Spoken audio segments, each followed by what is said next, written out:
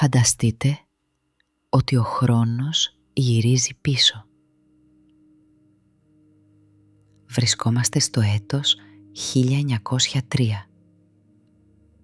Είναι αργά το απόγευμα και η ομίχλη του πηλίου αρχίζει να κατεβαίνει αργά σαν λευκό σεντόνι ανάμεσα στις τεράστιες καστανιές και τα πλατάνια των άνω λεχονίων.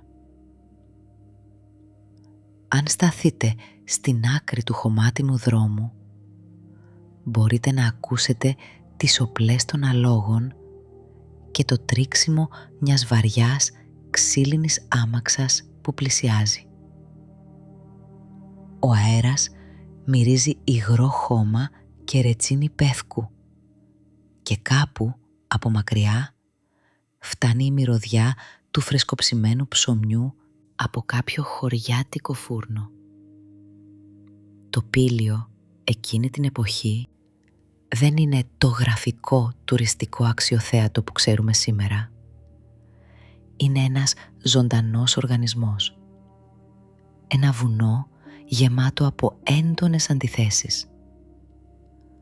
Τα 24 χωριά του είναι κόμβοι εμπορίου, με τεχνίτες, εμπόρους μεταξιού και ελαιόλαδου, λογίους που διατηρούν σχολεία από τα χρόνια της τουρκοκρατίας. Τα λεχόνια στα παράλια της Μαγνησίας είναι ένα από τα πιο εύπορα, με θέα στον παγασιτικό κόλπο και ευθεία σύνδεση μέσω ατμόπλιου με τον Βόλο. Μέσα στην άμαξα κάθεται μια οικογένεια. Είναι ο Νικόλαος Κοντός, ένας πανίσχυρος, βαθύπλουτος Έλληνας διπλωμάτης και πρόξενος στην Αλεξάνδρεια. Η σύζυγός του, οι 2 έφηβες κόρες τους και ο μικρός τους γιος. Έχονται από την Αίγυπτο. Είναι πλούσιοι, ευτυχισμένοι, γεμάτοι όνειρα. Και κοιτάζουν έξω από το παράθυρο με δέος. Γιατί εκεί, στην άκρη του κτήματος, ορθώνεται το νέο του σπίτι. Ένας μεγαλοπρεπής πέτρινος πύργος που δεν μοιάζει με κανένα άλλο κτίριο στο Πήλιο. Είναι ένα ευρωπαϊκό παλάτι. Τα παράθυρα λάμπουν από το φως των λιχναριών. Οι οροφές είναι φρεσκοζωγραφισμένες και οι αποθήκες είναι γεμάτες με εκλεκτά αγαθά. Καλώς ήρθατε στο Μουσείο των Μυστικών. Απόψε δεν θα σας παρουσιάσω μια απλή εξιστόρηση γεγονότων. Απόψε θα ζήσουμε μαζί μια ιστορία. Μια ιστορία που ξεκίνησε με το απόλυτο φως, την εξουσία και τον πλούτο και κατέληξε στο πιο βαθύ ασήκωτο σκοτάδι.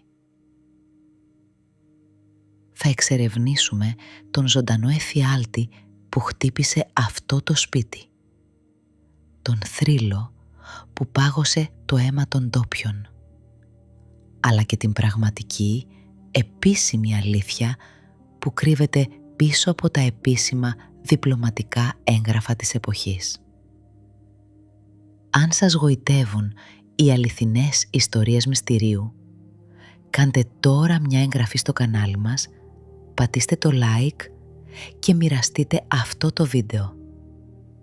Μόλις φτάσουμε τους 100 συνδρομητές, θα κάνουμε μια μεγάλη κλήρωση και ο νικητής θα επιλέξει το επόμενο μυστικό που θα ζήσουμε μαζί. Τώρα αφήστε κάθε άλλη σκέψη, συγκεντρωθείτε στη φωνή μου και ετοιμαστείτε να περάσετε το κατόφλι του πύργου. Τα πάντα συμβαίνουν τώρα.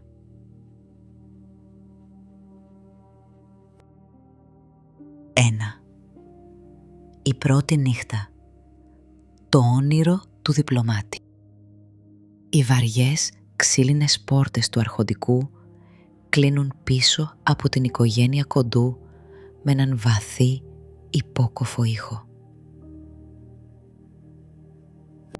Για να καταλάβετε τι σήμαινε αυτό το σπίτι για τον Νικόλαο Κοντό, πρέπει να γνωρίζετε ποιος ήταν. Γεννημένος στο Πήλιο, είχε φύγει νέος για να σπουδάσει στην Αθήνα και κατόπιν στο Παρίσι, όπου αποφοίτησε από τη Σχολή Πολιτικών Επιστημών. Το διπλωματικό σώμα της εποχής ήταν ένας κόσμος αποκλειστικός, αλλά ο Κοντός τον κατέκτησε με εξαιρετική επιδεξιότητα. Η θέση του ως Έλληνα προξένου στην Αλεξάνδρεια δεν ήταν απλά ένας τίτλος. Ήταν ένα κέντρο πολιτικής και οικονομικής ισχύος. Η ελληνική κοινότητα της Αιγύπτου εκείνη την εποχή ήταν από τις πλουσιότερες ομογενειακές κοινότητες στον κόσμο. Βαμβακέμποροι, τραπεζίτες, πλειοκτήτες. Ο Κοντός γνώριζε και εξυπηρετούσε τους ισχυρότερους ανάμεσά τους και σε αντάλλαγμα είχε χτίσει τη δική του σημαντική περιουσία. Αυτός ο άντρας λοιπόν, με τον κόσμο στα πόδια του, είχε ένα μοναδικό όνειρο: να επιστρέψει. Όχι ως πτωχός παλινοστών, αλλά ως θριαμβευτής. Και ο τρόπος με τον οποίο ένας Έλληνας της εποχής εκείνης επιδείκμιε την επιτυχία του ήταν ένας και μοναδικός: το αρχοντικό. Οι πρώτες εβδομάδες στον πύργο είναι παραμυθένιες. Ο Νικόλαος περπατά στους διαδρόμους και νιώθει ότι εκπλήρωσε το όνειρο της ζωής του. Η μυρωδιά του βερνικωμένου ξύλου, των ακριβών χαλιών από την Ανατολή και του φρεσκοψημένου ψωμιού γεμίζει τους 3 ορόφους. Τα παιδιά τρέχουν στις μεγάλες βεράντες, παίζουν κρυφτό στις σκάλες και οι φωνές τους αντιχούν μέχρι τους κήπους. Στο μεγάλο σαλόνι οι κόρες του κάθονται στο πιάνο, ένα γερμανικό Μπέχσταϊν που είχε μεταφερθεί με πλοίο από τον Πειραιά. Οι νότες ξεχύνονται από τα ανοιχτά παράθυρα, μπερδεύονται με το κελάιδεσμα των πουλιών και τον μακρινό ήχο από το ποτάμι. Τα τέλη του καλοκαιριού του 1903 είναι γεμάτα από επισκέψεις. Σπουδαίοι προσκεκλημένοι από τον Βόλο, τελωνιακοί, δικηγόροι, τοπικοί άρχοντες, ακόμη και κάποιοι αξιωματούχοι από την Αθήνα ανεβαίνουν στα λεχόνια για να θαυμάσουν τον πύργο και να δειπνήσουν στα φωτισμένα τραπέζια του. Το κρασί ρέει άφτωνο, η μουσική δεν σταματά και ο Νικόλαος στέκεται στο κέντρο όλων αυτών, ικανοποιημένος, ολοκληρωμένος. Όλα είναι τέλεια, ίσως υπερβολικά τέλεια. Μια νύχτα, ο Νικόλαος κάθεται στο γραφείο του μελετώντας διπλωματικές αναφορές. Το σπίτι έχει ησυχάσει. Το μόνο που ακούγεται είναι το ρυθμικό τικ-τακ, τικ-τακ του μεγάλου ρολογιού, ενός επιβλητικού ρολογιού από ξύλο μαόνι, αγορασμένο στη Βιέννη. Ξαφνικά νιώθει μια περίεργη ψύχρα. Ένα κρύο ρεύμα αέρα περνά από το δωμάτιο, παρόλο που όλα τα παράθυρα είναι ερμητικά κλειστά. Η φλόγα της λάμπας λαδιού τρεμοπαίζει, χαμηλώνει και για μια στιγμή το δωμάτιο βυθίζεται σχεδόν στο σκοτάδι. Ο Νικόλαος σηκώνει το βλέμμα. Κοιτάζει την πόρτα. Δεν υπάρχει κανείς, αλλά έχει την έντονη, ακλόνητη αίσθηση ότι κάποιος ή κάτι στέκεται εκεί, μέσα στο σκοτάδι και τον παρακολουθεί. Παίρνει μια βαθιά ανάσα, γελάει με τις προκαταλήψεις του και σβήνει τη λάμπα. Όμως Το σπίτι έχει ήδη αρχίσει να αλλάζει.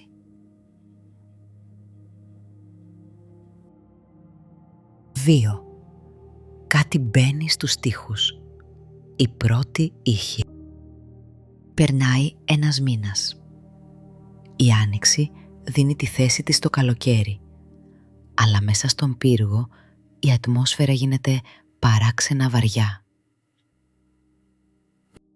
Το αρχοντικό ήταν χτισμένο με σχεδόν αλαζονική τόλμη πάνω σε μια ελαφριά ράχη, εκτεθειμένο στους αέριδες που κατεβαίνουν από το βουνό. Οι τοίχοι του, χοντροί σαν φρούριο, κρύβουν μέσα τους μια περίπλοκη δομή αερισμού. Αυλάκια και κανάλια που σχεδιάστηκαν για να φέρνουν δροσιά το καλοκαίρι, αλλά που στην πράξη γίνονται κούφια περάσματα για κάθε ήχο, κάθε ψίθυρο του ανέμου, κάθε τρίξιμο του ξύλου. Ο αρχιτέκτονας που τα σχεδίασε ήξερε τα πάντα για τη μηχανική, αλλά δεν είχε προβλέψει πως αυτοί οι χώροι θα μπορούσαν να τρομάξουν τους ανθρώπους που θα κατοικούσαν μέσα. Οι υπηρέτες είναι οι πρώτοι που παραπονιούνται. Η μαγείρισα λέει στη σύζυγο του Νικολάου ότι ακούει περίεργους θορύβους από το υπόγειο, εκεί όπου φυλάσσονται τα μεγάλα πιθάρια με το λάδι. Έναν ξηρό, συρτό ήχο, σαν κάτι να σέρνεται πάνω στις πέτρες. Σσ, σσ, σαν ένα μεγάλο, βαρύ ερπετό να κινείται ανάμεσα στα δοχεία. Οι άντρες κατεβαίνουν με φανάρια, μεγάλα κυροζινάτα φανάρια που ρίχνουν τρεμάμενες σκιές στις πέτρινες καμάρες. Ψάχνουν κάθε γωνιά, μετακινούν τα κυβότια, ελέγχουν τις σχισμές των τοίχων. Δεν βρίσκουν απολύτως τίποτα. Μόνο σκόνη, ιστούς αράχνης και απόλυτη σιωπή. Μετά οι ήχοι μεταφέρονται ψηλά στη σοφίτα. Τις νύχτες, όταν η οικογένεια πέφτει για ύπνο, ο μικρός γιος ξυπνάει τρομαγμένος. Είναι ένα παιδί 8 χρονών, ζωηρό και τολμηρό κατά τη διάρκεια της ημέρας. Αλλά τις νύχτες κατεβαίνει τις σκάλες τρέχοντας με τα μάτια γεμάτα πανικό. Λέει ότι ακούει μικρά, γρήγορα βήματα ακριβώς πάνω από το κεφάλι του. Σαν κάποιος να περπατάει πάνω στα ξύλινα δοκάρια της οροφής.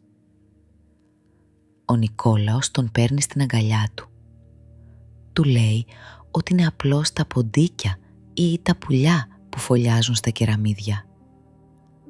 Του μιλάει για επιστήμη, για φυσικά φαινόμενα, για το πώς τα παλιά σπίτια μιλούν τη νύχτα καθώς το ξύλο συστέλλεται από το κρύο. Όμως, μια νύχτα, ο ίδιος ο Νικόλαος μένει ξύπνιος και τότε το ακούει. Δεν είναι ποντίκι, είναι ένας βαρύς ρυθμικός ήχος. Ταπ, ταπ, ταπ. Σαν κάποιος να περπατάει αρδά στη σοφίτα, με μια σταθερή, μετρημένη βάδιση που δεν θυμίζει ζώο, θυμίζει άνθρωπο. Και το πιο περίεργο, ο ήχος των βημάτων σταματάει ακριβώς πάνω από την πόρτα του δωματίου του. Μένει εκεί, ακοίμητος, για ώρες. Ο Νικόλαος δεν κοιμάται. Κοιτάζει την οροφή με ανοιχτά μάτια, μετρώντας τους παλμούς της καρδιάς του. Μέσα στο σπίτι απλώνεται μια μυρωδιά. Μια περίεργη, γλυκιά και πνιγυρή μυρωδιά, σαν σαπισμένα φρούτα. 3. ο αόρατος εχθρός, η πρώτη αδιαθεσία. Και μετά έρχεται η αρρώστια. Πρέπει να σταθούμε εδώ για μια στιγμή και να θυμηθούμε σε τι κόσμο ζούσαν αυτοί οι άνθρωποι. Το 1903 δεν υπάρχουν αντιβιωτικά. Δεν υπάρχουν εξετάσεις αίματος, ακτινογραφίες, εντατικές μονάδες. Ο γιατρός έχει στο kit του βότανα, λίγες χημικές ουσίες και την κλιμική του εμπειρία. Οι ασθένειες είναι συχνά ανεξήγητες. Η θνησιμότητα τρομακτικά υψηλή, ακόμη και σε πλούσιες οικογένειες. Ακόμη και σε οικογένειες που μπορούν να πληρώσουν τον καλύτερο γιατρό της περιοχής. Όλα ξεκινούν ένα πρωί με την ανάλαφρη, γεμάτη ζωντάνια μεγαλύτερη κόρη της οικογένειας. Κατεβαίνει για το πρωινό, αλλά είναι ασυνήθιστα σιωπηλή. Το πρόσωπό της είναι χλωμό, σχεδόν διάφανο, και τα μάτια της έχουν μαύρους κύκλους, σαν να μην κοιμήθηκε καθόλου. Λέει ότι νιώθει μια απέραντη κούραση, σαν να κουβαλούσε πέτρες όλη τη νύχτα. Έχει έναν ξηρό, επίμονο βήχα που αρνείται να σταματήσει. Δεν είναι ο βήχας ενός κρυολογήματος, υγρός και γεμάτος βλένα.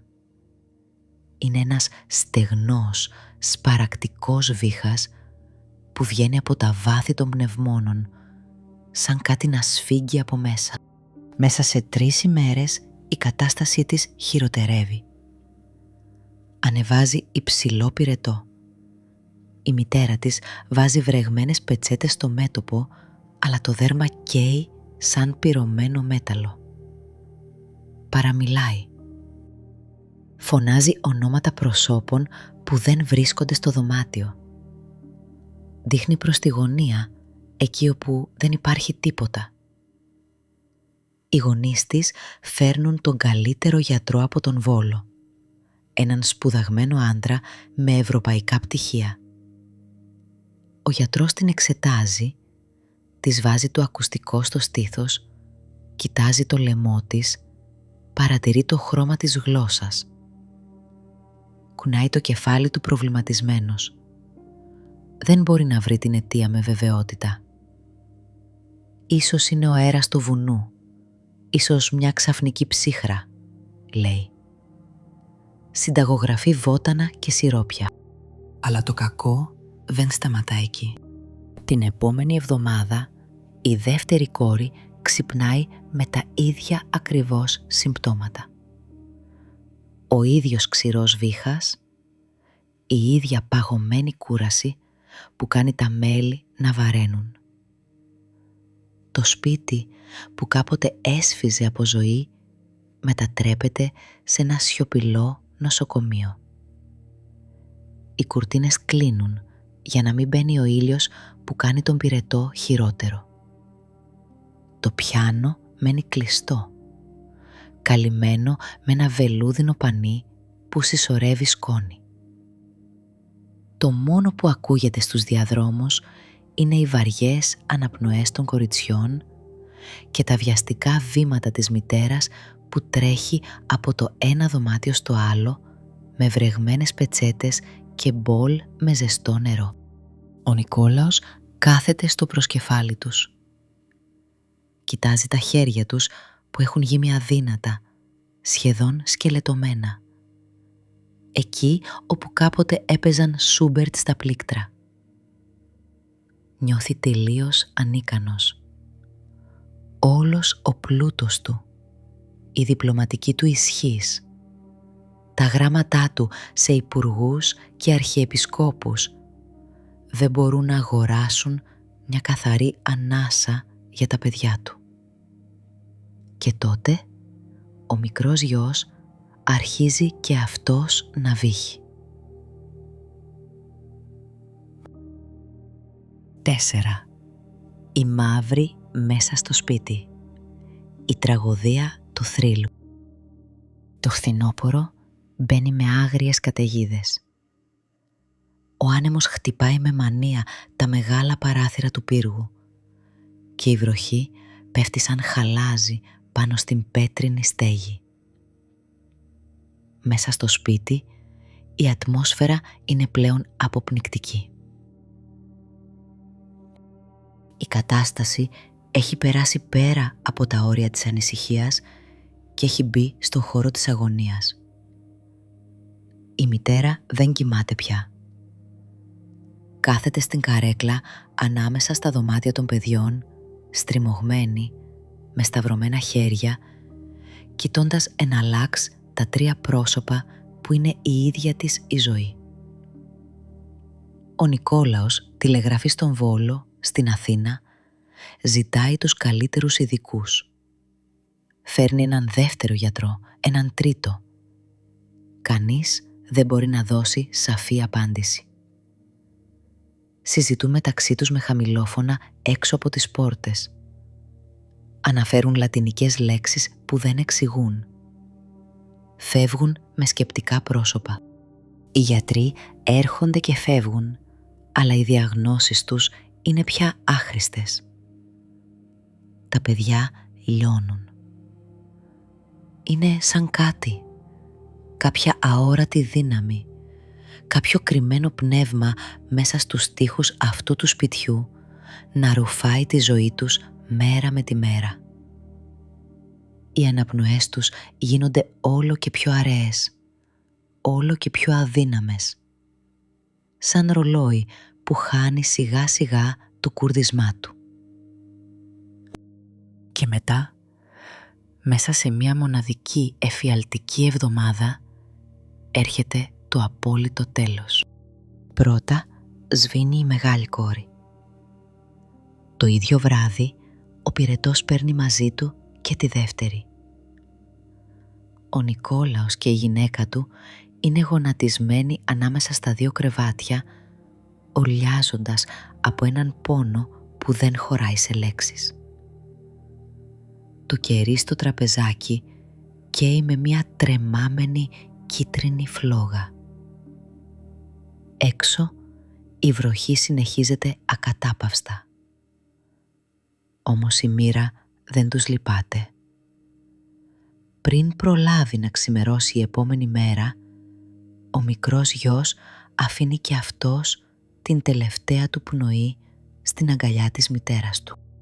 Μέσα σε λίγες ώρες, ο Νικόλαος κοντός έχασε τα πάντα. Τα τρία του παιδιά στέκονται νεκρά, παγωμένα, στα κρεβάτια του πύργου που έχτισε για να τα προστατέψει. Το σπίτι βυθίζεται σε μια απόκοσμη, παγωμένη σιωπή. Οι υπηρέτες, τρομοκρατημένοι από το κακό που χτύπησε την οικογένεια, μαζεύουν τα πράγματά τους και φεύγουν τρέχοντας μέσα στη νύχτα. Κανείς δεν μένει να βοηθήσει. Κανείς δεν κλείνει τις πόρτες. Κανείς δεν σβήνει τα κεριά. Λένε ότι το σπίτι είναι καταραμένο, ότι η γη των λεχονίων δεν ήθελε τον ξένο πύργο.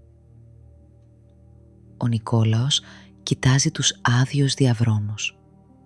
Δεν αντέχει. Παίρνει τη γυναίκα του από το χέρι, κλειδώνει τη μεγάλη εξωτερική πόρτα, πετάει το κλειδί στις λάσπες και φεύγει από το πήλιο για πάντα. Δεν κοίταξε πίσω του ούτε μια φορά. 5. Το σαμιαμίδι στη γλάστρα. Η γέμιση της κατάρας. Όταν μια τέτοια τραγωδία χτυπάει μια τόσο επιφανή οικογένεια, οι άνθρωποι ψάχνουν απεγνωσμένα μια εξήγηση. Και στα Λεχόνια, ο Ψίθυρος που γεννήθηκε έγινε ο πιο διάσημος αστικός μύθος της Ελλάδας. Η ανθρώπινη ανάγκη για αιτιότητα είναι βαθιά ριζωμένη στη φύση μας. Δεν αντέχουμε το τυχαίο. Δεν αντέχουμε να λέμε απλώς συνέβη. 3 νέοι άνθρωποι σε ένα καινούριο σπίτι χτισμένα από τα χρήματα ενός ισχυρού άντρα, χάθηκαν μέσα σε λίγες εβδομάδες. Αυτό απαιτούσε εξήγηση. Και στον κόσμο των αγροτικών κοινωνιών της εποχής, οι εξηγήσεις ήταν πάντα υπερφυσικές ή σχεδόν μαγικές. Οι ντόπιοι άρχισαν να διηγούνται ότι το κακό δεν ήρθε από κάποια αρρώστια. Είπαν ότι μια μέρα η κουζίνα του αρχοντικού ήταν γεμάτη ετοιμασίες για ένα μεγάλο γεύμα. Ένα μεγάλο ανοιχτό δοχείο με φρέσκο πρωινό γάλα, κατευθείαν από τη στάνη, ζεστό ακόμη, είχε αφεθεί πάνω στον πάγκο, ξεσκέπαστο, μέσα στη ζέστη του καλοκαιριού. Στα ξύλινα δοκάρια της οροφής, ακριβώς από πάνω, κρυβόταν ένα σαμιαμίδι. Στην Ελλάδα το σαμιαμίδι ή τυφλίτης, όπως το λένε σε μερικά μέρη, φέρει μια τεράστια κακή φήμη στη λαϊκή παράδοση. Πιστεύετε ότι είναι τυφλό, σαν να ζει σε έναν κόσμο ανάποδο, χωρίς φως. Και αυτή η τύφλωση, λένε, το κάνει επικίνδυνο, γιατί δεν ξέρει που πατάει και τι αγγίζει, και σε αυτό κρύβεται η μεγαλύτερη απειλή του. Το ερπετό έχασε την ισορροπία του και έπεσε μέσα στο γάλα. Πνίγηκε εκεί και μέσα στην αγωνία του άφησε το δηλητήριό του στο υγρό. Η μαγείρισα, χωρίς να δει τίποτα, γιατί το μικρό κορμί του πλάσματος βυθίστηκε στο αδιαφανές λευκό, σέρβιρε το γάλα στα παιδιά. Τα παιδιά το ήπιαν όλο, γιατί ήταν νόστιμο και φρέσκο και η μέρα ήταν ζεστή. Μέσα σε λίγες ώρες το δηλητήριο έδρασε, κόβοντας το νήμα της ζωής των τριών αδελφών και σφραγίζοντας τη μοίρα του αρχοντικού.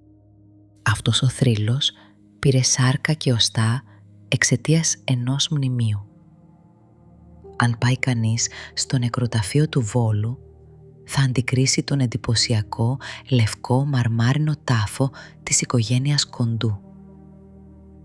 Είναι ένα αριστούργημα της γλυπτικής. Ένα από τα πιο εντυπωσιακά ταφικά μνημεία στην ελληνική επαρχία. Απεικονίζει ένα τραπέζι και γύρω του τις μορφές σαν να κάθονται ακόμα στη ζωή. Όμως, αν σκύψεις κάτω από το μαρμάρινο τραπέζι, ανάμεσα στα πόδια του, θα δεις σκαλισμένη με απίστευτη λεπτομέρεια μια μικρή σαύρα. Για τη λαϊκή φαντασία αυτή ήταν η απόλυτη απόδειξη. Ο Νικόλαος Κοντός είχε διατάξει τον γλύπτη να χαράξει την αιτία του θανάτου των παιδιών του στο μάρμαρο, ώστε να την βλέπουν όλοι για πάντα. Μια αιώνια μαρτυρία ενοχής. Μια εξομολόγηση σκαλισμένη στην πέτρα. Το σαμιαμίδι έγινε το σύμβολο της κατάρας των Λεχονίων.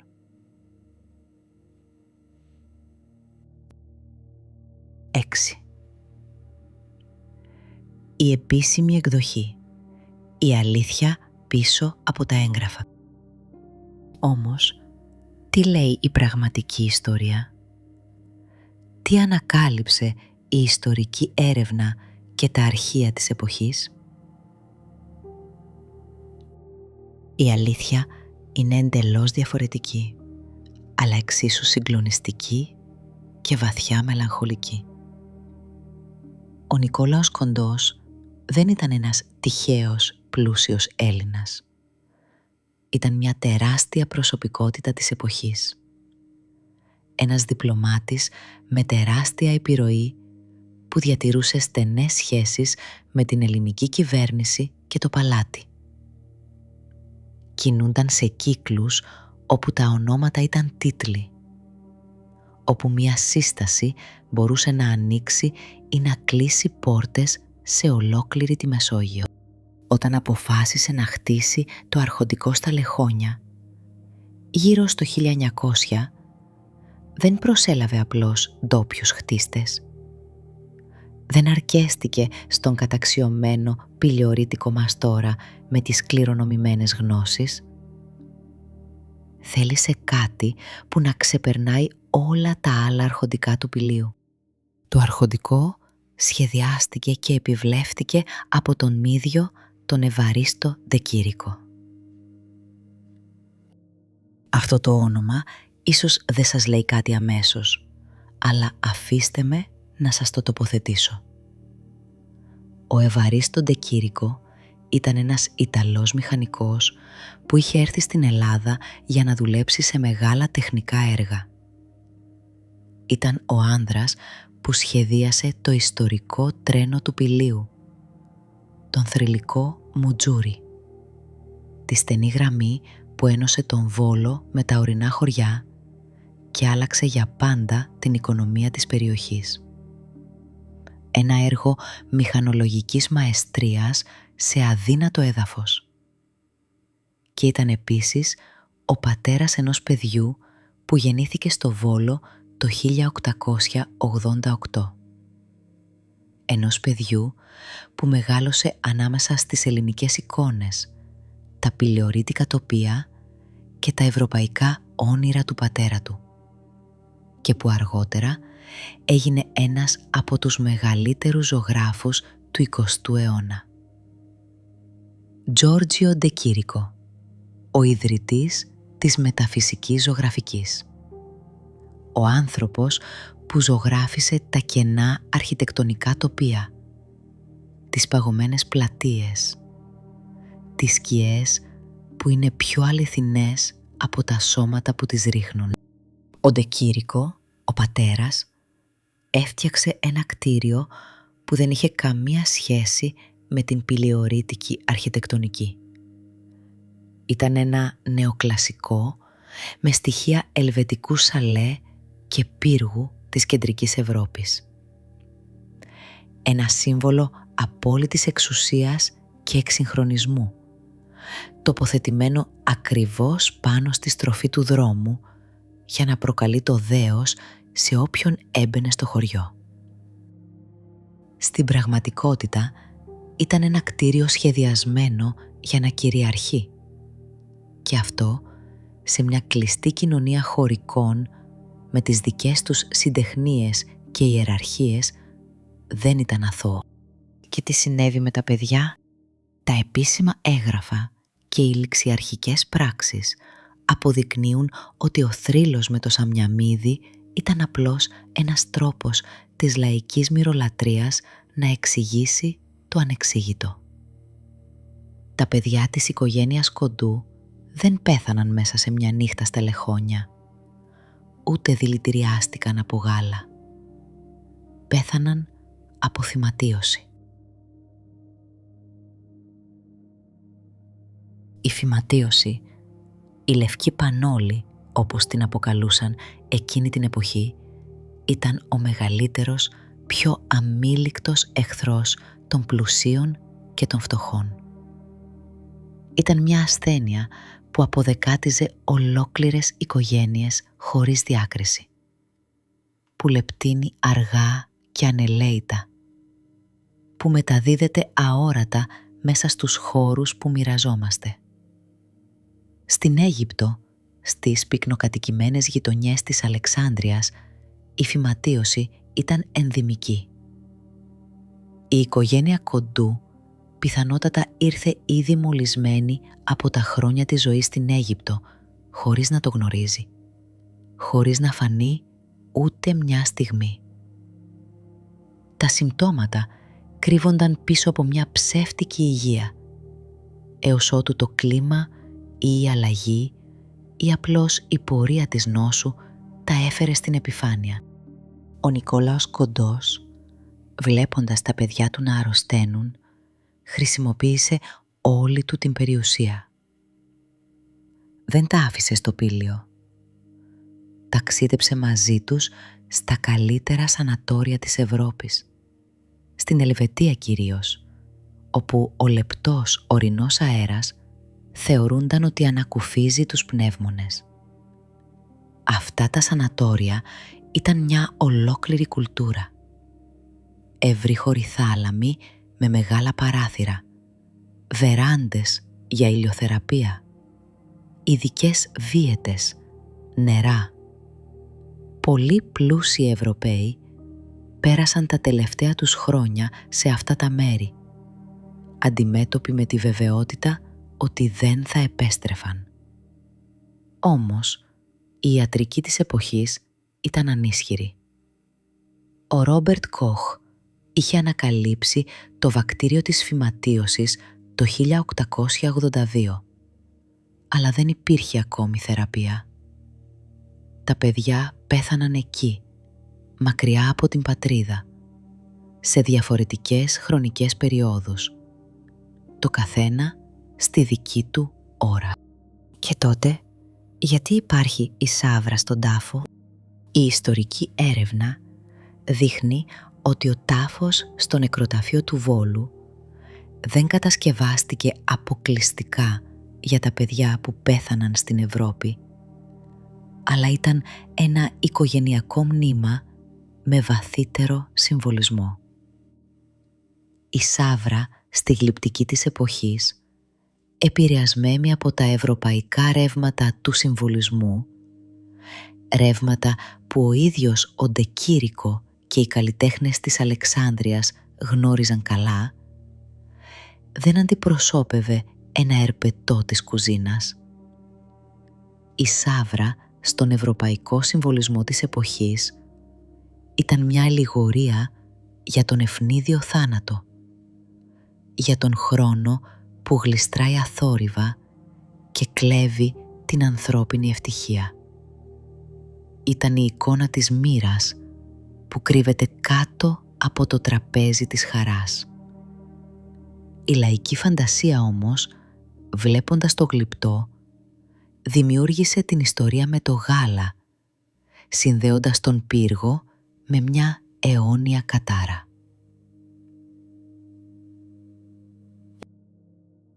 7. Τα σκοτεινά χρόνια. Η Γκεστάπο στα υπόγεια.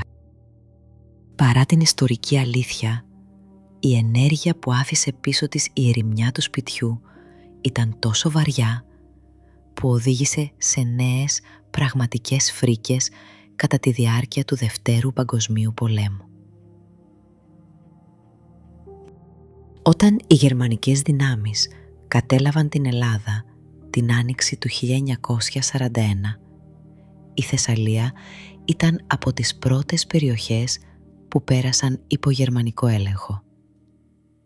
Η κατοχή ήταν σκληρή, σκληρότερη ίσως από ό,τι σε άλλες περιοχές, γιατί η Θεσσαλία ήταν σιτοβολώνας και η παραγωγή της έπρεπε να ελεγχθεί. Στρατιωτικά αρχηγεία εγκαταστάθηκαν σε όλες τις μεγάλες πόλεις και σε πολλά χωριά. Χρειάζονταν κτίρια, αρκετά ισχυρά, αρκετά ευρύχωρα, σε στρατηγικές θέσεις.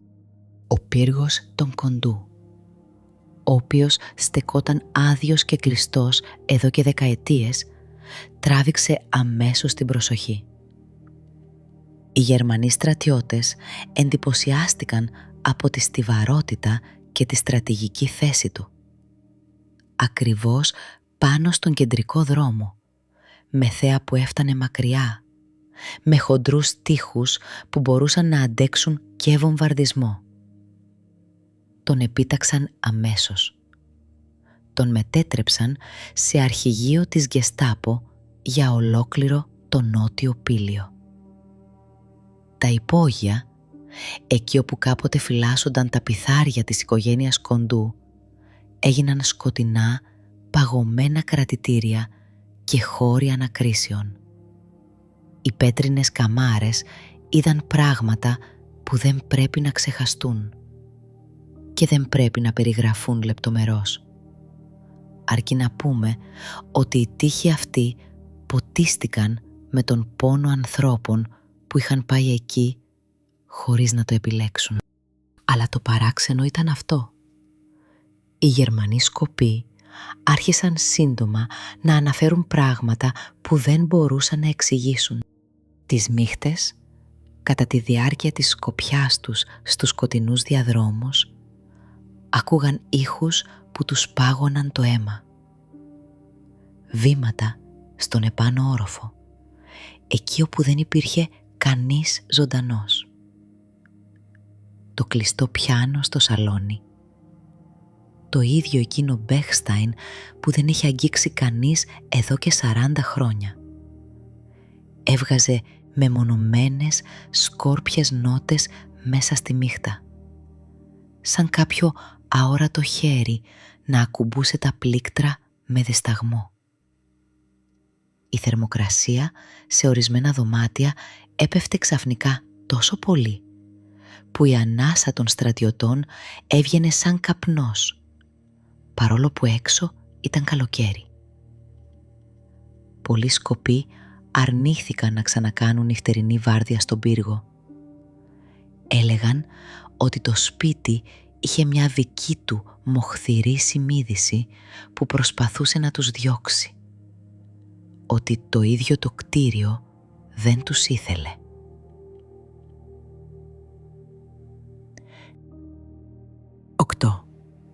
Μέχρι και σήμερα, ο πύργος που σβήνει.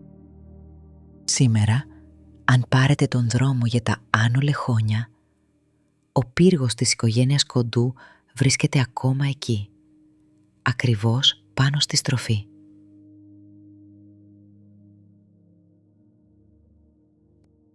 Είναι πλέον ένας σκελετός από πέτρα. Η στέγη έχει καταρρεύσει σε μεγάλο μέρος της, επιτρέποντας τη βροχή να πλένει τα παλιά ξύλινα πατώματα, όπου κάποτε σχεδιάζονταν οι μεγάλες διπλωματικές κινήσεις της Αλεξάνδρειας, όπου κάποτε τα πόδια των κοριτσιών έτρεχαν γελώντας. Τα παράθυρα είναι ορθάνυχτα, άδεια, γεμάτα ιστούς αραχνών και σκιές που αλλάζουν σχήμα ανάλογα με την ώρα της ημέρας. Ο Κισός έχει αγκαλιάσει ολόκληρο το κτίριο, σαν η ίδια η φύση να θέλει να το καταπιεί, να το κρύψει κάτω από τα πράσινα φύλλα της, να σβήσει ό,τι απομένει από την κατάρα του. Αλλά δεν το καταπίνει. Ο πύργος αντέχει.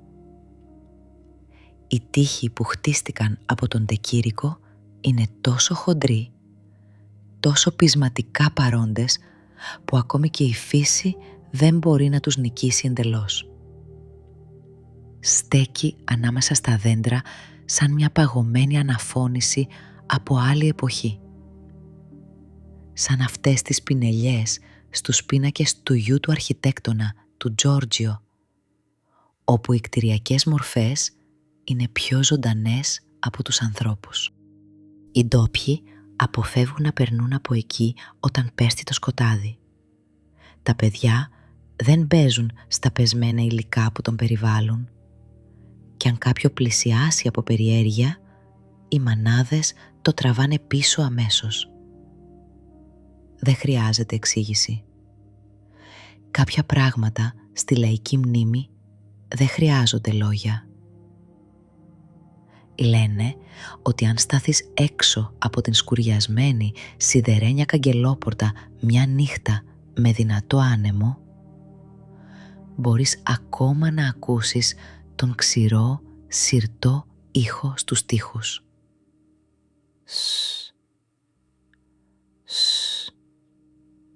Και μερικές φορές, πολύ μακριά, σαν από άλλο κόσμο, ακούγεται μια μελαγχολική μελωδία πιάνου που ταξιδεύει με το αεράκι του βουνού, ατελής, σαν κάποιος να σταμάτησε στη μέση μιας φράσης και δεν συνέχισε ποτέ. Είτε πιστεύει κανείς στον θρύλο με το Σαμιαμίδι, είτε στην τραγική πραγματικότητα της φυματίωσης, το αρχοντικό της οικογένειας Κοντού παραμένει εκεί. Ένα μνημείο φθοράς, Μια αληθινή ιστορία μυστηρίου σκαλισμένη στην πέτρα. Ένα σπίτι που σχεδιάστηκε από έναν κορυφαίο μηχανικό για να γίνει το απόλυτο όνειρο. Και έγινε ένας αιώνιος στοιχειωμένος εφιάλτης. Και κάπου εδώ, αγαπημένοι φίλοι, το ταξίδι μας στον πύργο των Λεχωνίων φτάνει στο τέλος του. Αφήνουμε πίσω μας την ομίχλη του Πηλίου, τον θρύλο της Αύρας, την επίσημη ιστορία και το μυστήριο του Λευκού Τάφου. Επιστρέφουμε με ασφάλεια στο παρόν. Οι ιστορίες αυτές μας θυμίζουν ότι το παρελθόν δεν πεθαίνει ποτέ πραγματικά. Παραμένει ζωντανό, κρυμμένο μέσα στα υλικά, περιμένοντας κάποιον να το αφηγηθεί με σεβασμό. Αν νιώσατε αυτή την υποβλητική, μυστηριώδη γαλήνη απόψε, μην ξεχάσετε να αφήσετε ένα σχόλιο. Ποιο είναι το επόμενο στοιχειωμένο κτίριο που θέλετε να ξεκλειδώσουμε μαζί? Μην ξεχνάτε τον μεγάλο μας διαγωνισμό για τους 100 συνδρομητές. Η παρέα μας μεγαλώνει και η επόμενη επιλογή μπορεί να είναι η δική σας. Μείνετε σταθεροί, μείνετε ήρεμοι και βρείτε την απόλυτη γαλήνη στη σιωπή του αρχοντικού. Καληνύχτα.